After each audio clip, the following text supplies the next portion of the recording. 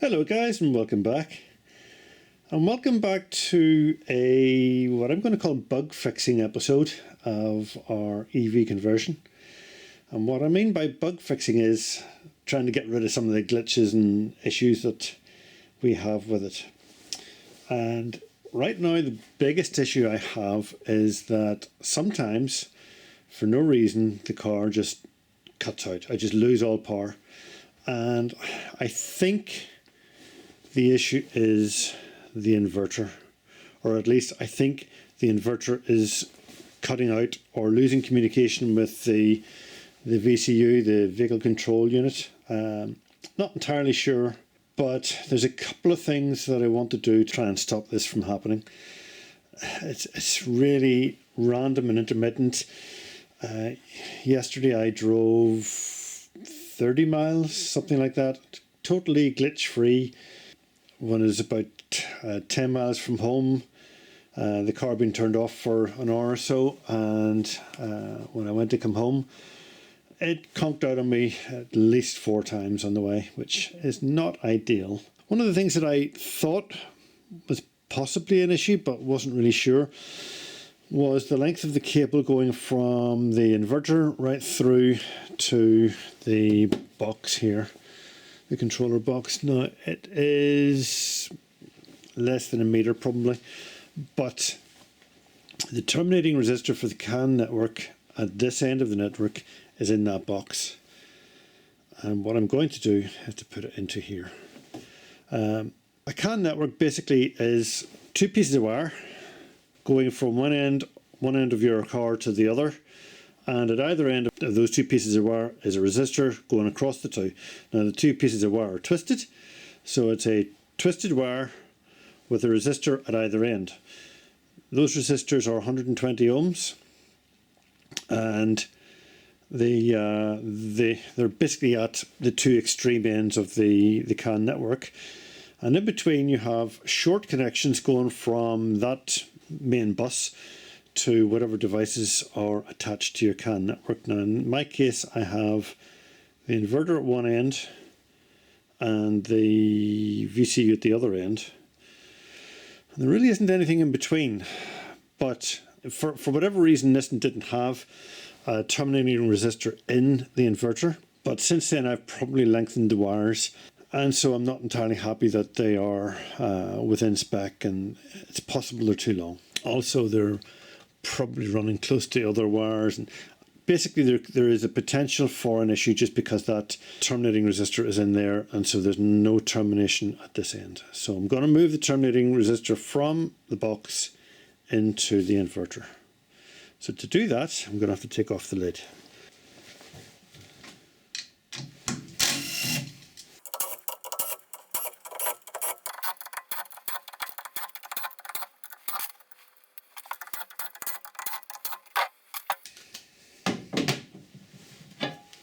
There you go, that's the inside of it. If you've been watching my videos you'll know I've already been in here, and this connection here is completely homemade by me. So that's where I plan to make the connection here. So I might just try and connect into these wires rather than trying to solder onto this board, which I'd be scared it might actually do harm. I'll just pull that out. Just cut back this insulation a little bit. There we go. There's 2 wires that are twisted, so that's probably going to be my 2 wires. And there they are. So just double check by putting a meter across them. Like I said, there's 220 ohm resistors on the network, one at either end, wired in parallel, so it should be 60 ohms. There we go. We've now got 2 pointy things on our meter.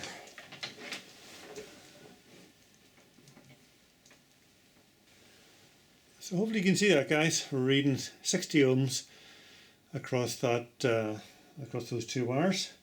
So what I plan to do is to remove the resistor,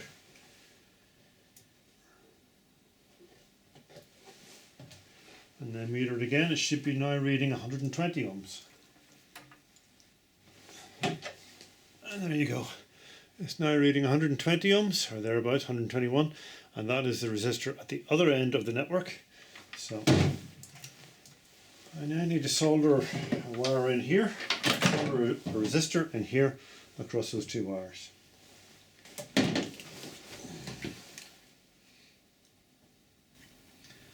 Cut towards your chum, not your thumb.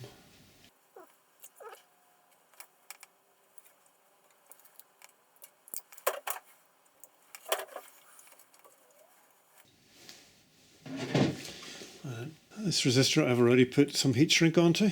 Should be able to just wrap it around these two wires.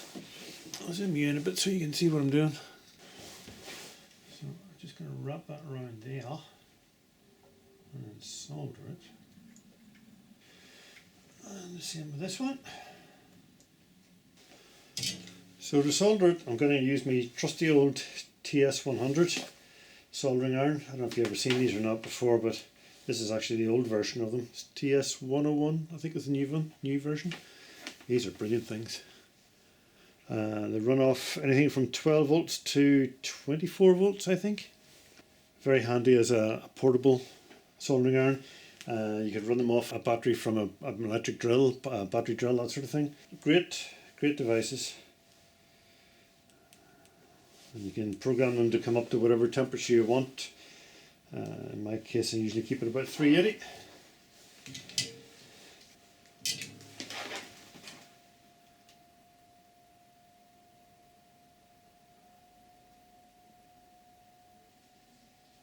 There we go.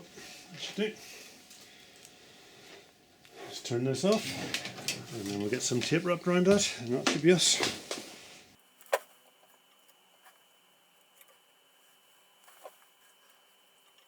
If you just reset that, you can see that's now a nice steady 60 ohms. Put that in again, and put the lid on.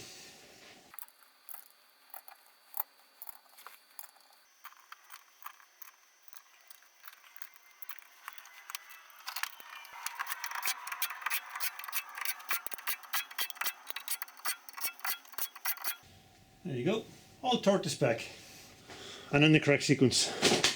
I think what I'll do now is turn that on, just make sure it's still working, and then we'll go to part B of this exercise, which is to check the vacuum pump and make sure it is completely isolated from all the other electronics. But let's put that on. We'll hear the back window coming down, which is normal on Freelander. Turn it on.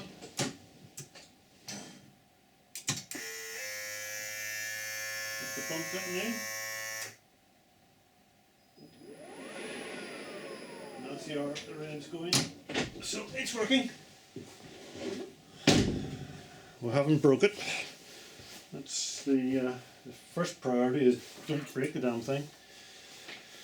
So next is to find the two cables going to the pump, which, because it's a pump, has quite a bit of interference on it and can be some back EMF when it turns off as well. So I have already put a diode across it to stop the back EMF, but I'll now try and ensure that the neutral and the live are going straight back to the battery and are not connected to any other electronics.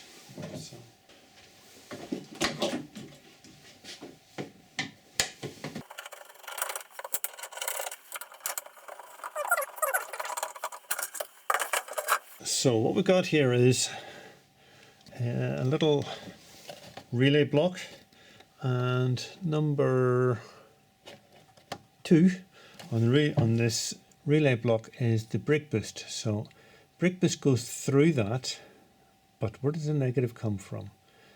And where does the positive come from to go to there?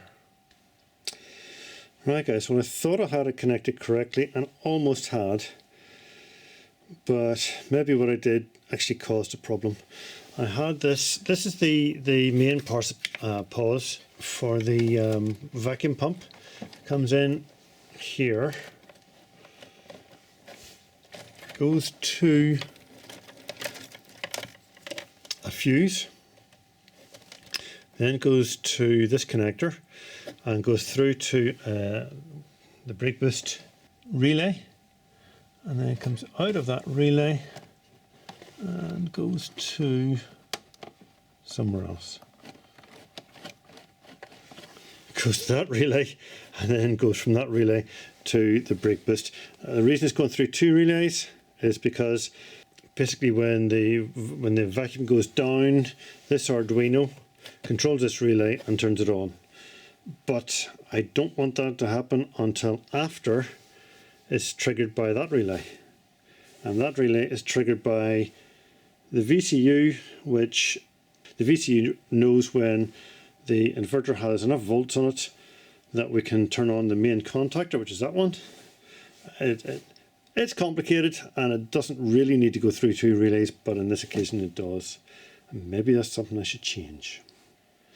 Okay guys, so I wasn't happy with the way I had managed to complicate the high current route through two different relays. So what I've done is I have simplified it so the current comes through on this red cable and goes to here. Goes through this fuse, goes through this relay here, and then straight through to the white wire, or sorry, brown wire. And the brown wire is the vacuum pump wire. That's the high current wire. So that's all tidied up. And in order to confirm or ensure that the vacuum pump does not come on until after the high voltage has triggered, I have it coming on after the main contactor has switched. So that hopefully will make a difference, and I guess we'll wait and see. I'll probably put it all back together again and try that and see how we get on and see if that resolves the issue. I'm not massively confident, but it's certainly worth a try. I am having a problem, and have been having a problem now for several days, when I am charging the car, that the charging, for no apparent reason, just stops, just cuts out. Now, I've been trying to trace where the fault lies, and to do so, I've been using this, which is an Arduino Due, and this Arduino Due has software installed to enable it to run with Savican. Is it GVRET, I think it's called? Software is installed in this, and that allows this to work with this software, which is called Savican. Now, if I was to click on auto scroll, hopefully you'll see that we're currently getting all of the CAN messages coming from the AC charger and the second Arduino Due, which is controlling that charger. What appears to be happening is after maybe 30 minutes or so of charging, it just suddenly cuts out. So I know all this looks a bit Heath Robinson, but the idea is to try and pick up, using these 2 meters, what is going on with those two contactors. Now, what I mean by that is, when the charging cuts out, I hear a clunking sound coming from in here, and I'm not sure what exactly it is, but it's obviously a very brief clunking sound, because so I've got the meters going across them, which at the moment are showing almost no volts, which is correct because the two contactors are closed. Therefore, there's no voltage being dropped across them. I'll just put this light on maybe to be able to see it a bit better. Yeah, the contactors are closed, and so there's very, very little voltage across them. There should be virtually none, in fact. So the idea is to try and capture the moment when the contactors do whatever it is they're doing, and then we'll try and see if we can figure out what's happening. One of the other things that I did notice was I can sometimes get the fault to replicate by turning on the headlights, which Seems bizarre, but basically it indicates there's a problem with the 12 volt system, and we're looking into that mess of wires. It's not really a surprise, but I suspect what's happening is that the 12 volts that are supporting these contactors is going through from a source which is not reliable. I'm going to turn on the headlights and see if it happens. It did. Something happened. Okay, that's strange. The positive contactor has opened, and yet we're still getting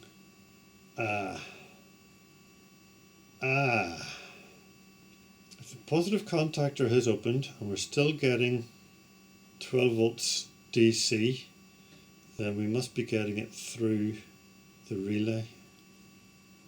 Okay guys, the issue has just occurred. The positive contactor has opened, the charger is still running, and the only way that could happen is if it's getting its 300 volts from, still getting 300 volts from somewhere, so that's confusing. How is it still getting 300 volts? Let's turn off the headlights first. Let's see if we can figure out where we're getting how the charger is still getting DC. Is that possible? I'm going to meter across the two fuses, and we're getting 380 volts. Okay, and from negative to there, we're not getting any volts. That's mad. We'll go from the negative to the positive. 300 volts. 300 volts. So where's that 300 volts coming from? What are we getting across that? We're getting 9 volts across that contactor. So that contactor has opened, which means our voltage, our 300 volts, is going through that resistor. That's the only way we can be getting 300 volts. Now, how can I prove that? Right guys, don't be trying this at home. We have a pair of insulated pliers, and I'm going to pull the connector there, that is the feed for 300 volts going through this relay, through that resistor. So if I pull that off, let's see what happens.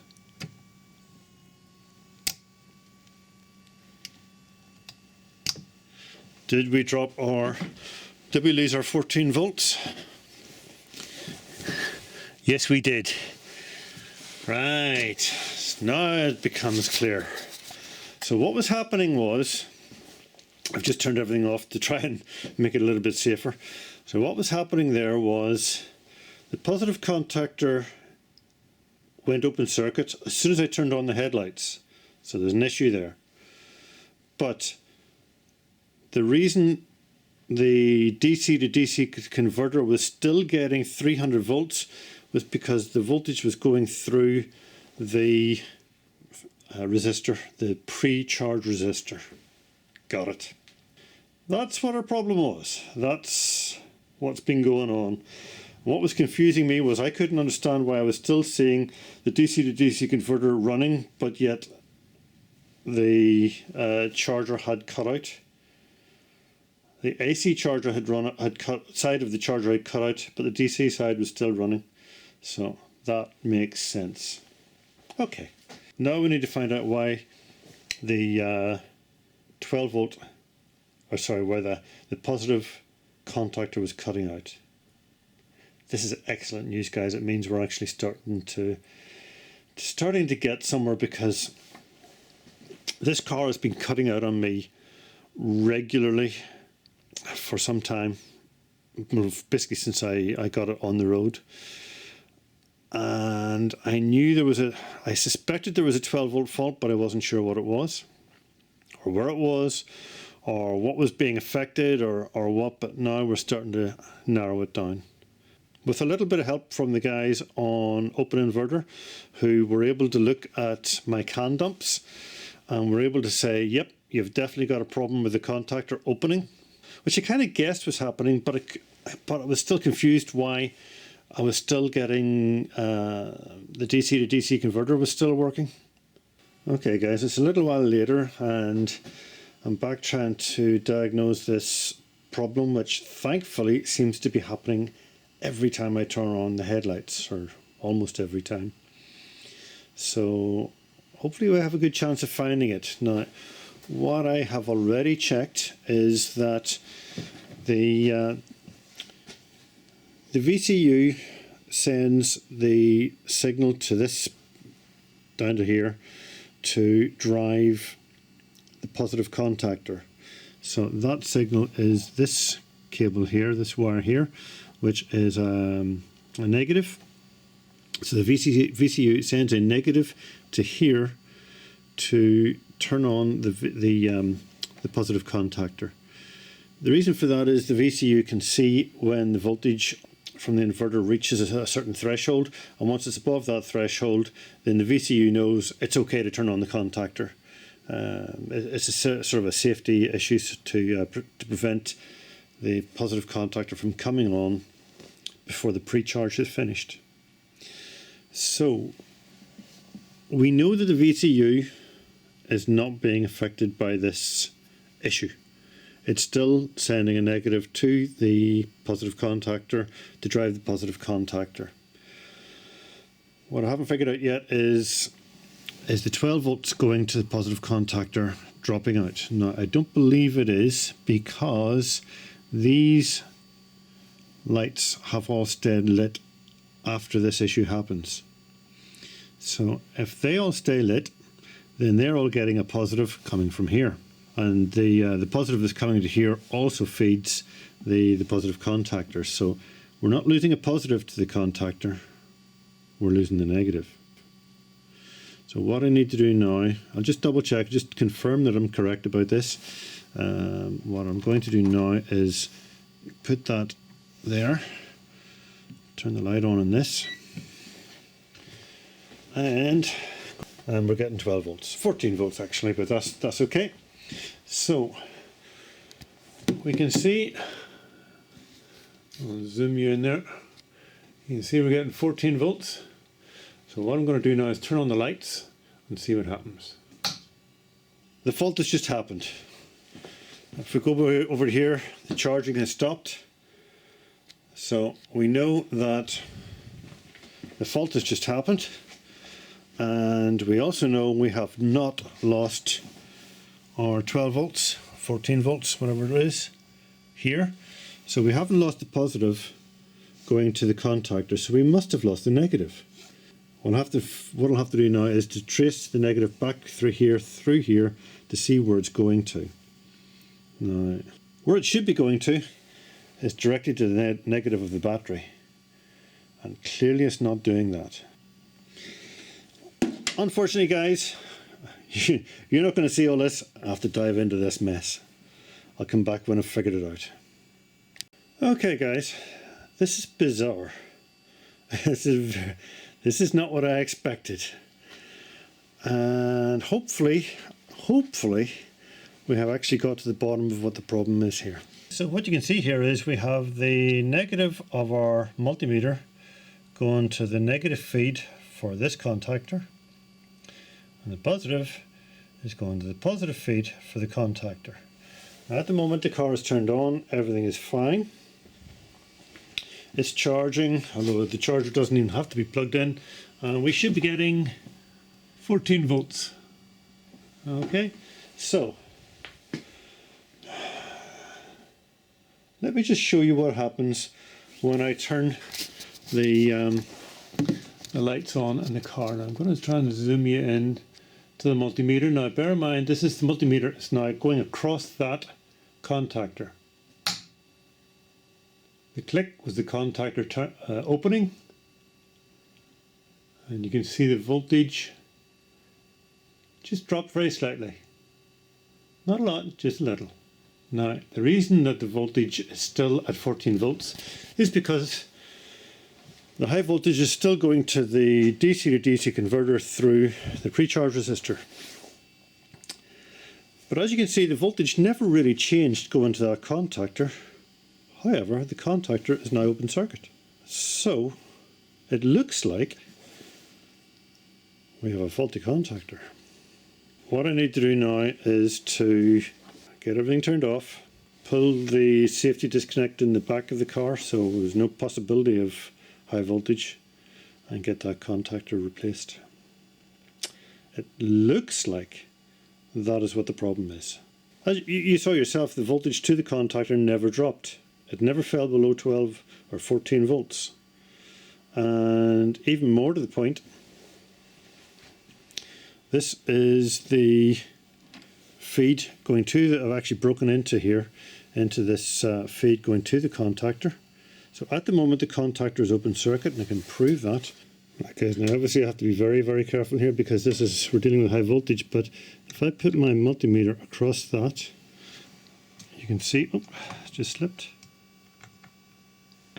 You can see that the voltage is about 9 volts going across it. And the reason for that is because that is open circuit and the voltage is actually being dropped across by the pre-charge resistor. But yet we still have 12 volts. And I can prove that because if I was to, let me just set you down there, hopefully you can see what I'm doing. Right, this is the lead that is feeding the negative to that contactor. If I pull that out, nothing. Put it back in again, click. The contactor just closed again. So the contactor is sitting with 12 volts the entire time and is not staying closed. So my theory is we've got a faulty contactor. Okay guys, I may have spoken too soon. Yes, that contactor is it's maintaining its 12 volts, but it looks like this meter wasn't quick enough to see the voltage dropping, because it did drop. And what I did was I got my daughter to flash the lights and play with the lights, and this little thing here was every time she flashed the lights, or almost every time, I could hear this relay chattering. So if this relay chatters, goes open circuit, even only very briefly, it's enough to trigger that contactor and make it go open circuit.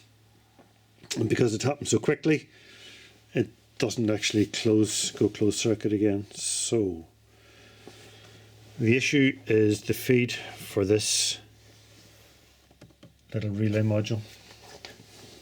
So what I need to do now is figure out, is that the positive feed for the relay module or the negative feed? What I have to be very careful of here, guys, is that relay module is driven by the VCU. So is it the VCU is not feeding the negative to it, or is the positive is coming from somewhere that that is not secure? Now the easiest thing for me to do is to feed a wire to the positive and try it again. And if I know the positive is going directly to the battery, then I know the problem is the feed coming from the VCU is glitching. Right, let's get a positive wire to this directly to the battery. Right, so what we've done here, guys, is we've got a lead going straight to that little module, straight to the battery. And now I'm going to try flashing the lights and turning them off and on and see if we hear any noises.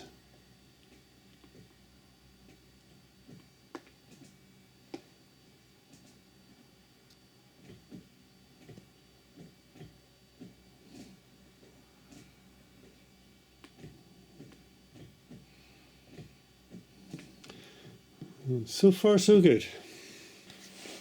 I'm going to take my multimeter that is currently on here and move it to here, which is the feed wire that was going to power that little relay module.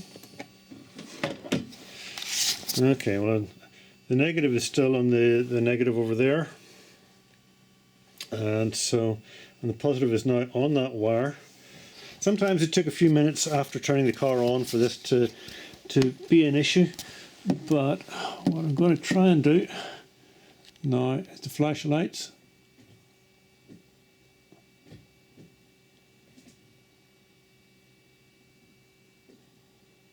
Voltage changed. Did you notice that?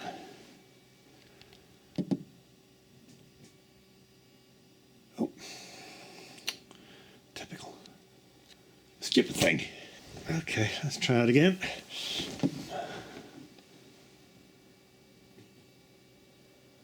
Lights on, lights off, lights on, lights off, lights on, lights off.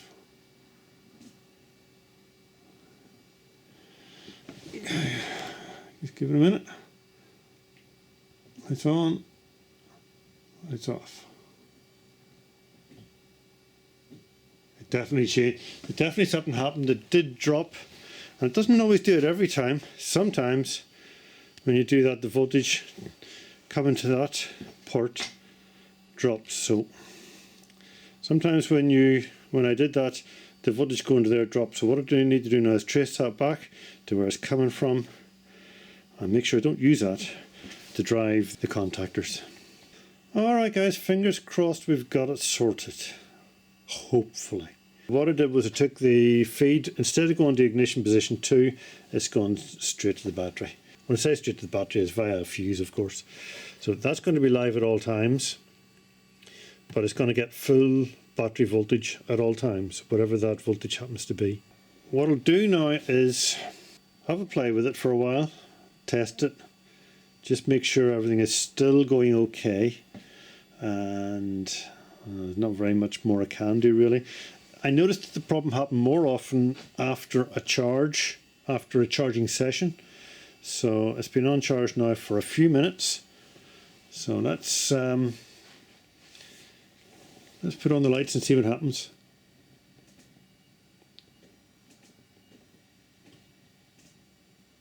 Nothing. No change at all. I'm still getting 2.2 kilowatts going into the car. The battery voltage is, can we zoom into it? 394. So the car's almost fully charged, which is good.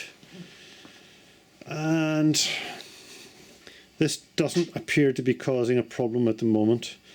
Now, what I'm hoping is that has been what has been causing my problem when I'm out driving. So it could be this charging issue did me a favour by showing me what the issue was, because I was able to replicate it pretty much at will. Every time I flashed the lights, that cut out, and now it's not doing that. So here's hoping, guys, we have it fixed. Okay guys, it's now about 2 or 3 weeks since we've done the work to the high voltage and low voltage junction boxes and made those changes. And the great news is it has not cut out since I did that work. So it looks like the problem all along was the little timer module was glitching and causing the whole issue. Since then I've also put in a relay. It's a latching relay, so that as soon as it receives a voltage from the timer module, it will latch on and will not go off again, no matter what that wee timer module does, until I actually turn off the power using the key in the ignition. So that is sort of to mitigate against that ever happening again. Still have lots of other tidying up to do, including sorting out that mess. I have a couple of fuse boxes that or fuse blocks which I'm planning to install in this low voltage junction box to try and tidy all that up.